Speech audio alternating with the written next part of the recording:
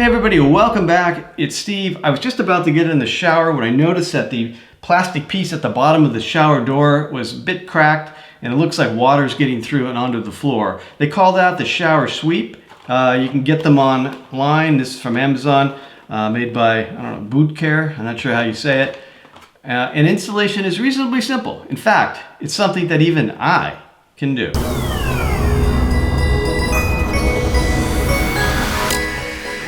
Okay, so before you get started, there are a few tools I would recommend that you have on hand. The most important of which is a hacksaw or some other cutting instrument.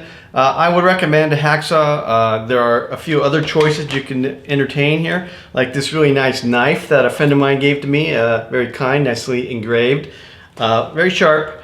A pair of scissors, really sharp scissors, or I've seen folks try to use a box cutter, like one of these.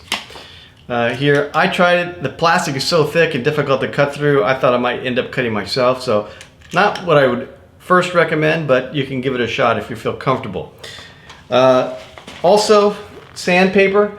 If you use the hacksaw, it could create a rough edge. This fine sandpaper, this is a 150 grit I used, that will get that edge down nice and smooth again. Also, you want a tape measure just to make sure that you get this the length correct. And that should be it. Well, let's get to it. Okay, so let's talk about the replacement piece that we're going to need. There's two measurements that you'll need. First of all, the thickness of the glass. And you can see that here.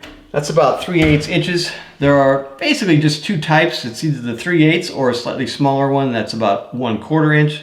Ours is 3/8. And then the length of the glass here is just about 28 inches. And that's no problem because the replacements there are typically 36 to 39 inches. So you'll have plenty to go across and a little bit to spare. I do have a link for the one that I purchased up here in the upper right-hand corner. You can get that from Amazon. It's a affiliate link, so it helps me out on the channel. All right, let's get that ordered and install.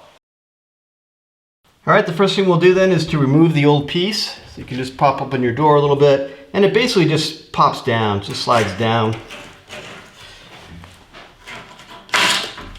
And then drags away. You can see the damage that it had here, just leaking a little bit.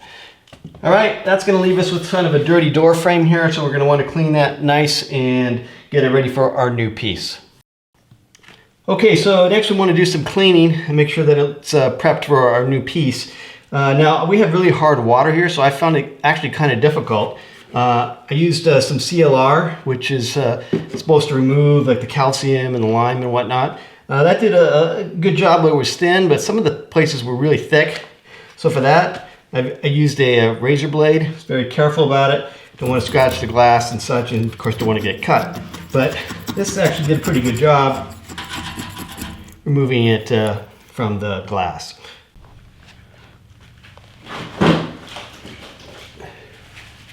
All right, I'm just going to wipe this off with some water, and looks pretty good. One thing I'd recommend is that you try your new piece first to test the thickness. That way, if it's not the right size, you can still return it before you cut it. So we're just going to slide this on there. And yeah, so we're good with this 3/8. So we'll go get it cut down to length. Okay, we're just about ready to cut down our piece to length. Now, if you're confident with the measurement you took in the bathroom, then go for it.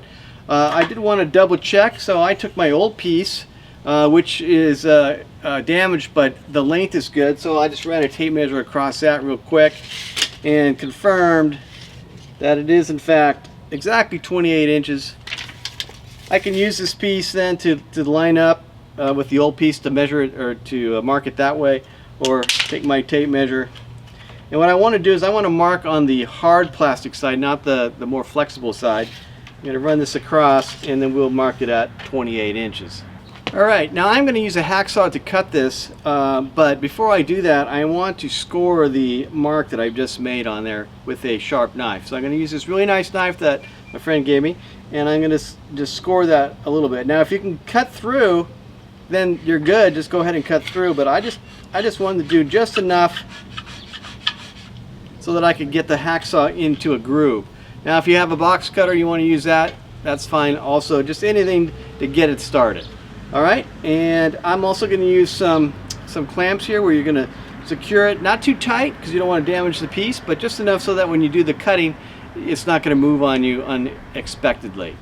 I use the hacksaw, and again we're cutting on the hard plastic side, so the sweep should be down.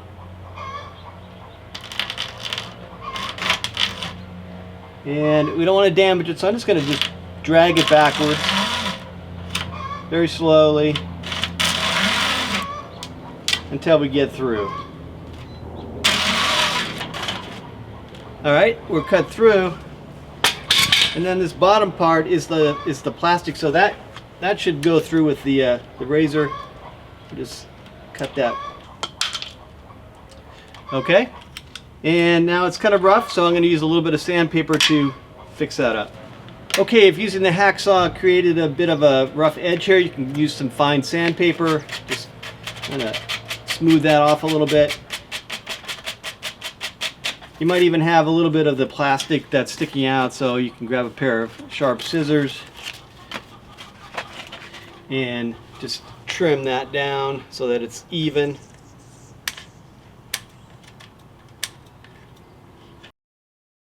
Alright, we're ready to put our newly cut piece into place. The most important thing is that the angled part is facing into the shower and the straight down side is out. So you want to try to get this as close to the edge as possible. Now I know it's going to be tough because of the lip of the shower, and you could start halfway, but then you're going to have to slide it. And if you slide it, it's a little bit tough. So the less sliding you can do, the better. So I'm going to try to start down here at the edge and slide it up without going too far, and then just work my way up.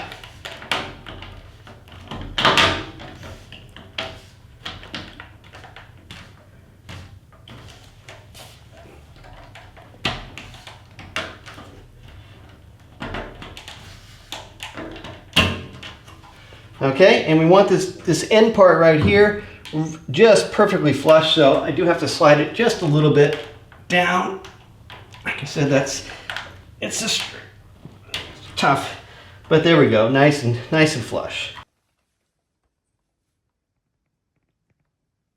Let's give it a swing. All right, perfect. All right, we're in good shape.